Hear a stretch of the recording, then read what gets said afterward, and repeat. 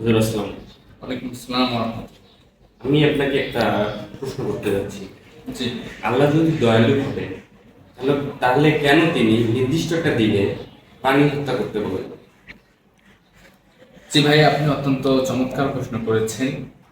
আহ, আমাদের অন্যান্য ধর্মাবলম্বী ভাইরা প্রায় এই প্রশ্নটি করে থাকে। আল্লাহ তাআলার আদেশ হলো ওয়ালিকুল্লি উম্মাতিন জাআলনা মানসাকাল লিয়াযকুরু ইসমাল্লাহ আলা মা রাযাকাহুম মিন বাহিমাতিল আনআম। আল্লাহ রাব্বুল আলামিন সূরা হজের 34 নম্বর আয়াতে কথা বলেছেন যে আমি প্রত্যেক নির্দিষ্ট কওমের জন্য, জাতির জন্য কুরবানিকে ধার্য করে দিয়েছি। অতএব তোমরা এই কোরবানির দিন আমার নাম নিয়ে প্রাণী জবাই করো।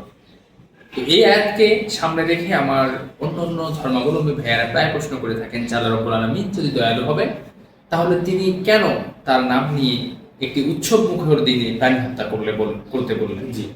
আসলে আমি মনে করি যে এই প্রশ্নটা যৌক্তিক কোনো প্রশ্ন না।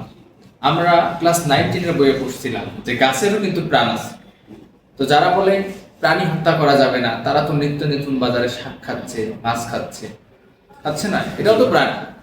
আর এটা আপনি কোন দৃষ্টিতে দেখবেন? এটাও তো আপনি প্রতিদিন তাহলে প্রাণী হত্যা করে যাচ্ছেন। এরপর আরেকটা দিক আমি আপনাকে বলি ভাই, সেটা শোনেন। আমরা যদি মানুষের দাঁতগুলোর দিকে তাকাই, কিছু দাঁত কিন্তু আল্লাহ সুসালো করে দিয়েছে, আবার কিছু দাঁত একটু চ্যাপ্টা করে দিয়েছে। তার মানে আল্লাহ মানুষকে তৃণভোজী এবং মাংসাশী উভয়ভাবে তৈরি করেছেন, যেটা অন্য কোনো প্রাণীকে আল্লাহ দেয়নি। অন্য প্রাণীদের দিকে যদি আমরা তাকাই, যেমন ধরেন যে গরুর দিকেই যদি তাকাই, ওর দাঁতগুলো সব চ্যাপ্টা, অর্থাৎ ওর দাঁতগুলোকে আল্লাহ শুধু ঘাস খাওয়ার জন্য, তৃণভোজী লতাপাতা খাওয়ার জন্য তৈরি করেছে। আবার যদি আমরা শিয়াল বা সিংহের দিকে তাকাই, তাহলে দেখবো যে তাদের দাঁতগুলো শুধু সুসালো টাইপের, অর্থাৎ তাদেরকে মাংসাশী করে তৈরি করেছেন। তো এই দিকগুলো যদি আমরা বিবেচনায় নিয়ে আসি, আল্লাহ রাব্বুল আলামিন যেহেতু আমাদেরকে এভাবেই তৈরি করেছেন, সেই হিসেবে সেদিক থেকে আমি যদি বলতে চাই, তাহলে বলবো যে এই প্রশ্নটা একটা অনর্থক প্রশ্ন। জি ভাই, তারপর জি। আমার কোনো প্রশ্ন আছে আপনার? না, প্রশ্ন নাই। আপনাকে অসংখ্য ধন্যবাদ। আসসালাম।